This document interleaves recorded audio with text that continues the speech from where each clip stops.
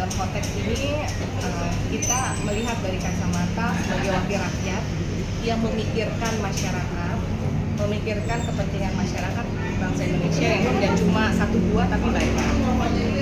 Nah, bahwa aplikasi yang baru saja launching, aduansalahsusu.id, keinginan dasar fondasinya adalah untuk memastikan bahwa anak-anak Indonesia ini mendapatkan gizi yang baik, suplemen gizi yang baik, tapi bukan dari kental manis pada usia-usia tertentu.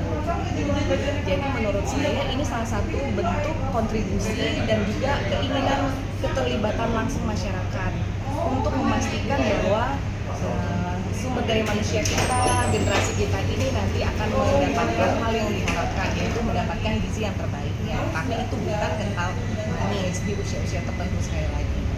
Kalaupun nanti misalnya aduan-aduan itu kalau dibandingkan dengan jutaan anak di Indonesia itu kecil, bukan berarti itu diabaikan, tetap harus menjadi perhatian.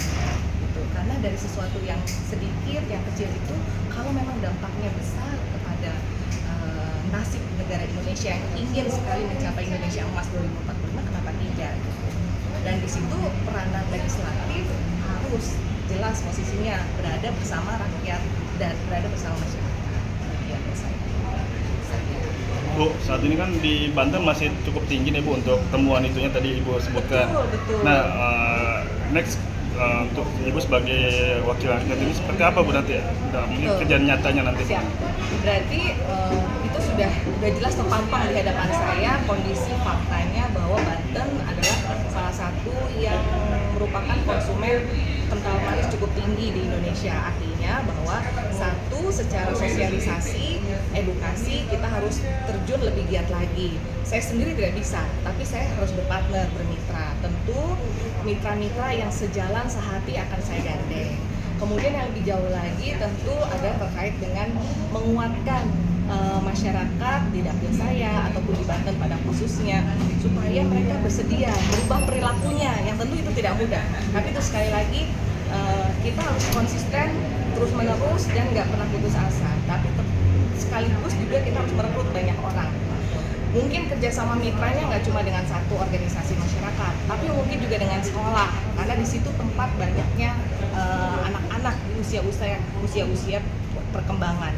Kemudian juga mungkin kita harus bekerjasama dengan akademisi, karena riset-riset yang tadi saya sampaikan. Dan kalau misalnya memang Banten itu kan sangat terkenal dengan religiositasnya, jadi tentu kita libatkan juga dengan pihak tokoh-tokoh agama, tokoh masyarakat. Jadi memang harus sinergi bersama, sambil kita memperkuat regulasi juga, dan itu PR di lembaga legislatif.